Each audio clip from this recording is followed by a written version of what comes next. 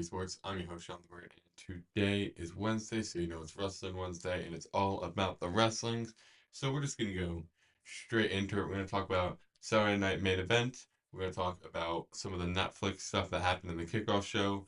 Oh, kickoff for Netflix on Raw. And then Saturday Night Main Event. We're gonna start with that, and then Raw results. So Saturday Night Main Event, Drew McIntyre versus Sami Zayn. Really liked the match. Really liked how it went. Really liked that Drew McIntyre beat Sami Zayn. I think that this little storyline going for Drew McIntyre, where he's going after every single member of the bloodline that wronged him. He got Jimmy. He got Sammy. So now he's going for Roman, of course, Jay, and then I think Solo is probably one he's going to go after, I believe, and we'll see after that. And CM Punk, of course, he wants to go after CM Punk always. He's a crash out He's a D1 crash out when it comes to CM Punk. So next, Women's World Championship, Liv Morgan versus Io Sky. We knew Liv Morgan was going to retain. We know where this is going. We all just want this feud to be over. I really want this constant feud where it's just Liv Morgan talking, Rhea Ripley coming out saying a few things, fighting, and then it being done over with. I think the story has very much gotten kind of stale. I like both of them. I think they're both great wrestlers, but I really do believe that this feud has to be over real soon. Hopefully, they can end it at Netflix. Hopefully, they can do that, but we will see. Next match, World Heavyweight Championship, Gunther versus Finn Balor versus Damian Priest. Gunther has officially gotten his aura back after that one. Gunther retains over Damian Priest and Finn Balor. There is one spot that proves that like Gunther is literally like the best like wrestler in the world right now. It's so he was going for a powerbomb on the steps, and he picked up Damien, and I think Damien's foot got caught on the little like grate, like the little hand portion of the steel steps, and he couldn't get him up, so he was hanging there. And then he just lifts him up and just slams him. That is insane strength by Gunther. Gunther beats everyone in this match. He beats Finn. He beats Damien cleanly. No interferences. So Gunther is back to the way he was. He is back to being the aura of Gunther. We know the real Gunther. So next, the inaugural finals for the Women's United States Championship match. Your winner, Chelsea Green. We love this. I wanted Chelsea to be champ so bad. Everybody wanted to be Chelsea to be champ. Michin isn't bad. She's a really good wrestler, but Chelsea just has the flair for the championship. She just has that backing that Michin doesn't really have right now. Like she's not a bad wrestler, like I said, but she's not where Chelsea Green is. So really happy this was. Had some really good moments. The dive, I think Chelsea missed a suicide dive at one point, and there was some great action. Piper Niven was there. She didn't really interfere, but she was there a little bit for the match. She changed some things up, but most importantly, the finish to the match was amazing. Michin had Chelsea up on the third rope, hits her down, rolls on her back, and goes straight into the unprettier. It was so good. It was so clean. It was amazing. Perfect. I loved it. I think that Chelsea Green will be a really good champion. I think she'll continue to show why she's one of the best in the business, and honestly, that's really it. She is doing some amazing work. I think this championship run she'll have some good feuds. You might see her feud against people kind of like Bailey, because she knocked Bailey out, so maybe that'll be a first feud. Some of those, and then eventually it might lead to Piper Niven getting jealous, something like that. But we love to see Chelsea as champ. And then the big match of the night: Cody Rhodes versus Kevin Owens. One man who is champ and one man who now thinks he's champion. Kevin Owens versus Cody Rhodes was a good match. I liked it. A lot of people didn't like some parts of the match. I think it was good. One, it's starting to turn Cody into that kind of evil character. You had Kevin Owens bring that steel chair out when the ref was down, The two refs went down. Actually, the first ref, after he went down, Cody got stunned and he was down for more than 3 seconds. So that leads into that mental state of why Kevin's like, oh, this is my championship. And then they knocked down another one, and then finally Kevin brought out the chair. He was about to use it. Cody ducks, hits him, and then does a crossroad onto the steel chair, which would be cheating, but the ref didn't see it. Cody gets the 1, 2, 3, and he gets the win. I love this match. I think it was great. I don't think it's like a fully like 5 star, but I think it was very good. The theatrics, the story of it, how it went, the referees being bumped. I think it's been a really good I think it's a really good feud for Cody and his title reign, probably like one of the best ones, the better ones.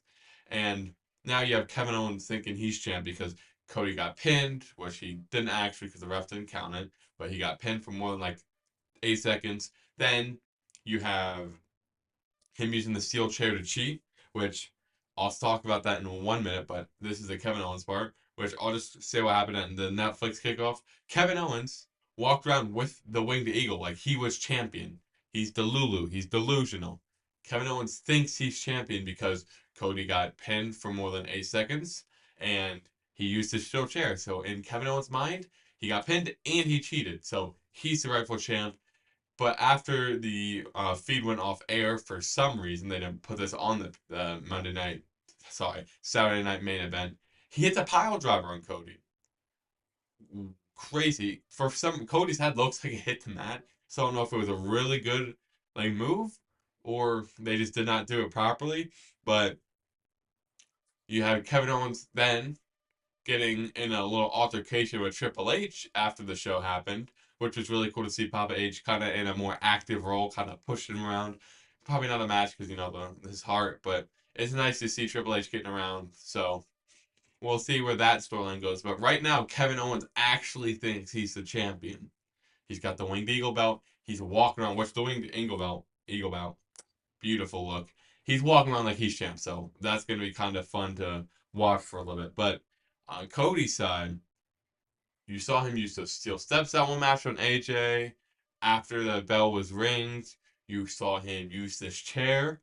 So Cody's slowly creeping up to evilness. He's starting to get there, and I think this heel run would be generational. It would feed even more families, and with the story, even when the finish the story happened, it would feed probably even more because you just slowly see Cody with the people around him being less confident, like what Carmelo Hayes said, like, maybe Kevin Owens is right. Maybe Kevin Owens is onto something. And Cody started getting peeved off. He started getting an altercation, started pushing him around. He said, make a name for yourself. Cody's getting a little more evil. So I think soon, not like very soon, but after like a feud with Kevin Owens and maybe Randy Orton, you might see him go a little bit evil, which I would love to see Cody Rhodes as a heel. I think it would be amazing and it would be such a good storyline. So we'll see if it gets there. I hope it does, but you never know with these guys because they're the big money makers. So I don't know if he's gonna make as much money as a heel. So next, Seth Rollins, CM Punk. These guys are crazy. You have CM Punk complaining, and then you have Seth coming out saying cheer for CM Punk, and you have CM Punk going after Seth. So a lot of people are asking who's the face, who's the heel. And honestly, in my opinion, I think this is a storyline where there isn't one. I think it's generally just two wrestlers who hate each other's guts and just want to hate and just want to fight. They just want the smoke from each other. They don't care about who's right or who's wrong. None of them care. They just want to fight. So I do see where some people like kind of like want to know what's happening, might not see the storyline as value that way, but it's more about two guys who generally hate each other. So that's where the story really is to me, at least. Other than that, the New Day, Nuclear Heat. That's really it. IC title. Braun Breaker beats Ludwig. Ludwig will be there soon, but right now it is still Braun Breaker's title to hold. This is an amazing spot. You have the World Tag Team Champions, Judgment Day, lose their belts to the War Raiders. I almost said Viking Raiders. War Raiders. Um, Amazing. Finally, someone gets their hands off of them because it was rough. They defended it twice. I think this was their third defense overall having it. So it was more of a like, can someone just hurry up and get it out of their hands? Like it was bad. So a good match overall. I think they'll be really good as a tag team for the tag team division. I mean, they've already been really good. They've proved themselves before. This is just gonna be like clockwork. It's gonna be easy, easy, easy for them. They're gonna put on some great matches. And I think they have some people to go against. Next, you have the IC women's title match for the tournament, the triple threat. You had Zoe Stark versus Rodriguez versus Carter. Unfortunately, Stark won. I don't know what else to say about that. She is going against Dakota Kai in the semifinals. I do think Dakota will beat her there. I think Dakota Kai really is the clear favorite in my opinion. I think Dakota Kai is a really good pick because she was one of those that like, well, she got fired and then they brought her back and then she was part of Damage Control, the original one with her, Io, and Bailey, and nothing really came out of it. Then she got injured, and then just a lot of things have halted her from when she was in NXT, which she was a great champ. So she's one of those that got brought up from NXT, and she had some opportunities, nothing good enough to put her in the stratosphere. So she got stalled, and then the injuries and all that happening. So finally, she's having a chance to shine. She's been doing pretty good. I think that she will win and become IC Women's Champion. I think this will be very good for her. It gets her that mid card title to eventually set her up for the main one because as much as we love the women, most of the women that are in the main card picture right now, some of the older ones are going to be gone soon or not full timers. Like Becky, she's already been gone for a while. I love Becky. I miss her. I wish she'd come back, but she deserves her own time to herself with her kid. None of my business. Charlotte, she's coming back soon, hopefully, which I think she'll be okay.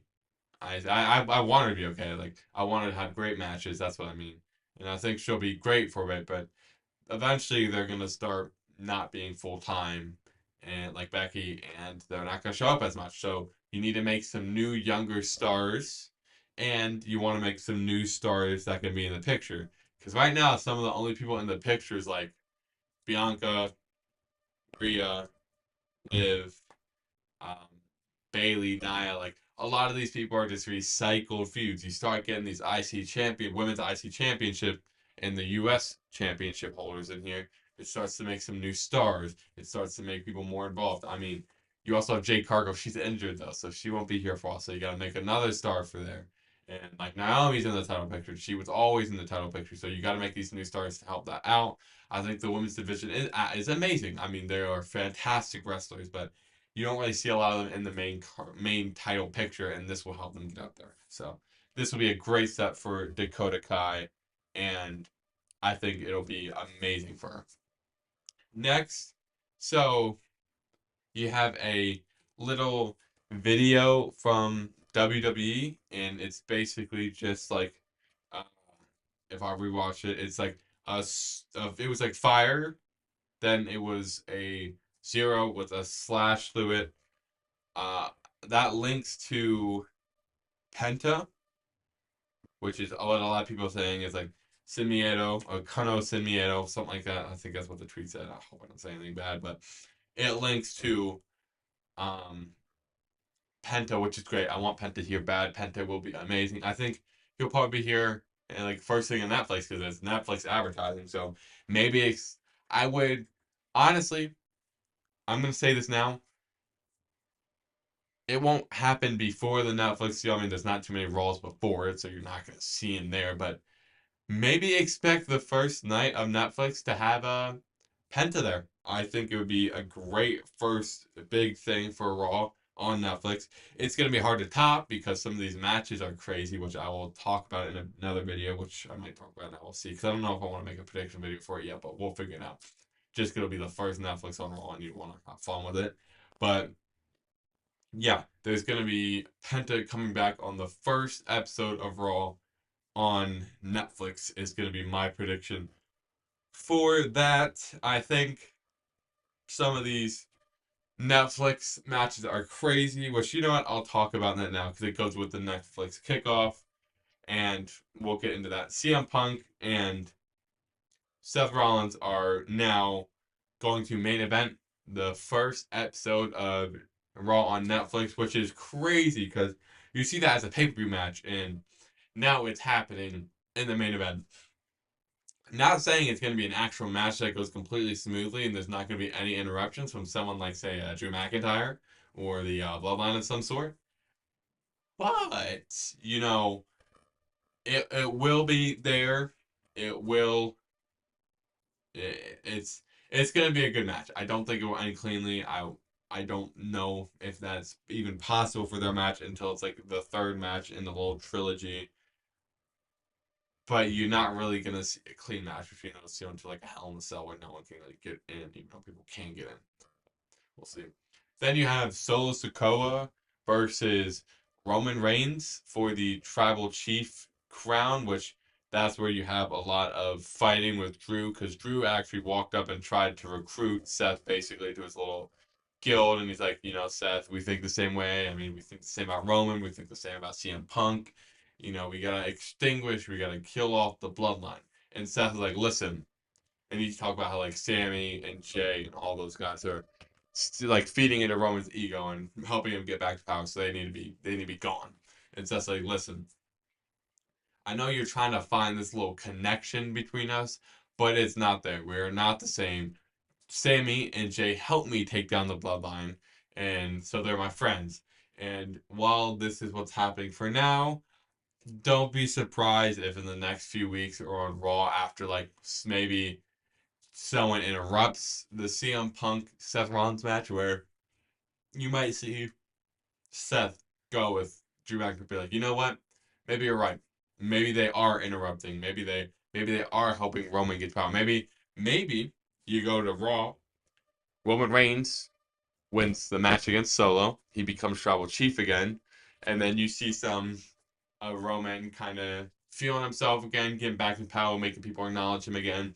And then Seth's like, listen, a few weeks ago, I was upset. I was still battling CM Punk, which Seth would dig at Drew McIntyre. He's like, I'm gonna go do something you couldn't do, which was distinguish, get CM Punk out of here, basically. So, uh, so we're gonna see. I think Seth Rollins and Drew McIntyre after a few weeks on Raw on Netflix finally joined together where Seth's like, listen, you know what? I was mad at CM Punk. I was annoyed with you. I was annoyed with everyone. We are alike. Maybe we should kind of do this together. Maybe we should get rid of these guys together. And then you see them join forces and try to take out the bloodline. I mean, I think that'd be a good storyline. I mean, almost every story can somehow be linked to the bloodline. It is absolutely crazy how it happens. You see Seth Rollins, CM Punk still relates to the bloodline. Drew McIntyre versus Random Person still relates to the bloodline. CM Punk versus Drew, bloodline. Everything somehow relates back to the bloodline, which is crazy. Which the bloodline have been such an integral part to WWE the last few years, so I'm so happy. But I'm waiting for a time where something doesn't end up having to go through the bloodline. Anything Cody Rhodes is doing, bloodline.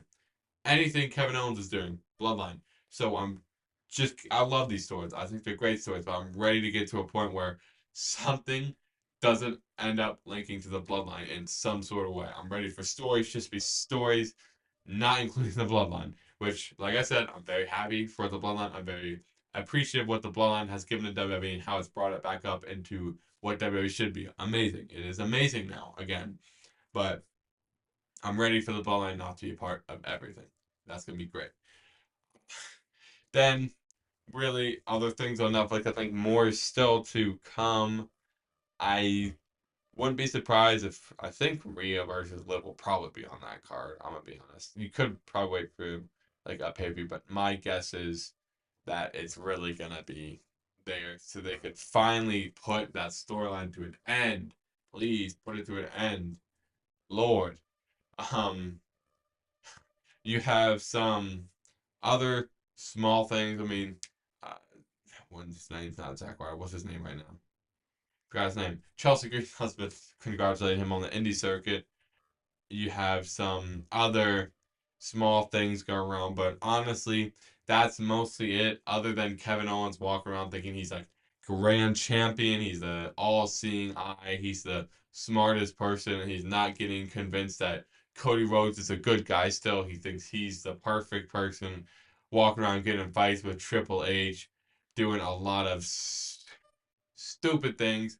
And you saw little hints to it. I mean, the pile driver, I think that's just Kevin Owens, like finisher in the Indies, I think someone said, but it's like the same thing Penta does. And then I think, was it Cody? Like his hand looked in a position that would link the Penta. I don't know if that's actually, I don't think that actually was supposed to link to it. I think Cody just has his hand like that. If it is, genius. If not, then it's just people grasping to get more stuff. But I'm pretty sure Penta's coming back. So that's going to be really cool when it happens.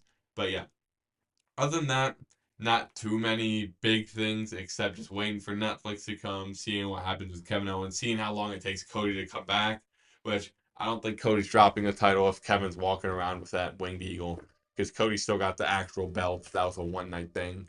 So don't expect Cody to vacate it, in my opinion. I don't think that's what's going to happen. I think he's going to come back and they're going to have a match for the championship, and Kevin's like, it's going to unify.